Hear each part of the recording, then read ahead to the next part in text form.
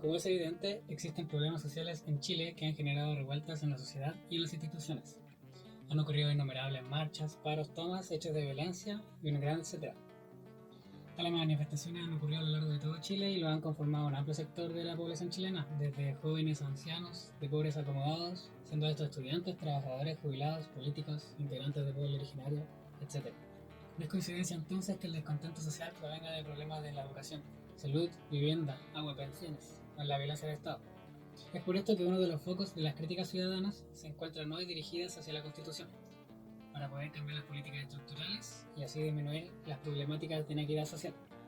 Podemos notar que un factor común en todos los problemas sociales que mencioné es la existencia de una relación entre personas y privados que se desenvuelve en un contexto capitalista neoliberal, que fue impuesto e impulsado desde el golpe de Estado en 1973. Para clarificar, algunos ejemplos. En la educación hay una gran brecha de calidad educativa entre colegios privados y públicos. Gran cantidad de asalariados se encuentran perpetuos en la pobreza dadas sus bajas remuneraciones. Y muy relacionado a lo anterior, son las mayoritariamente bajas pensiones que reciben los jubilados en Chile y que administran la AFP. Bueno, ¿qué tiene que ver el Estado en todo esto? Que siendo esta una creación humana hecha para alcanzar el bien común y darle forma y organización a la sociedad, al cual todos le damos legitimidad cuando es gobernado democráticamente, está dentro de sus funciones atender las problemáticas de sus miembros, y más aún cuando tales problemáticas afectan a la gran mayoría de sus gobernados. Entonces, ¿de qué forma aborda el gobierno estas problemáticas? Para entenderlo nos remontaremos al año 1973, año histórico que marca un antes y después con respecto al rol político que asume el Estado en la economía de nuestro país. Luego del golpe de Estado y a través de un largo proceso denominado Doctrina del Shock, muy bien explicado por cierto en el documental de la Doctrina del Shock, se comenzó a implementar la política económica planteada en el libro El Ladrillo, que pautea la economía neoliberal que sería introducida en Chile. El ladrillo fue escrito por los denominados Chicago Boys, estudiantes de la Universidad Católica, que en un proceso de filantropía académica, y vista la clase número 17, fueron a la Universidad de Chicago a aprender la visión que se tenía de la economía en el lugar. Se formaron entonces filas de defensores de los postulados de Milton Friedman, que a través de su gran influencia en el ladrillo, luego logró testear profundamente sus postulados, que luego se esparcirían por gran parte del mundo. Desde entonces el tamaño del Estado se ha visto drásticamente reducido, tal como se menciona en el escrito Chile Libertad Económica entre 1860 y 2007.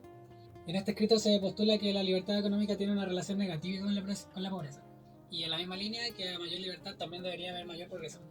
A pesar de las fuertes críticas que se le pueden hacer al índice que ellos realizaron, con esto se refleja el pensamiento que predominó en aquella época y que de hecho se mantiene presente hasta el día de hoy. Fue así como el Estado comenzó su proceso de liberalización, afectando los mencionados sectores de educación, salud, vivienda, pensiones y agua. Se dejaron de lado los avances realizados desde 1925 con respecto al rol directo que estaba teniendo el Estado en la industria, todo en pos de la liberalización. A pesar de los buenos indicadores macroeconómicos obtenidos, luego de casi 2 décadas de empuje de la dictadura militar, creo que la profundidad a la que ha llegado la idea monetarista ha perdurado y ha calado hasta afectar la paciencia de las personas.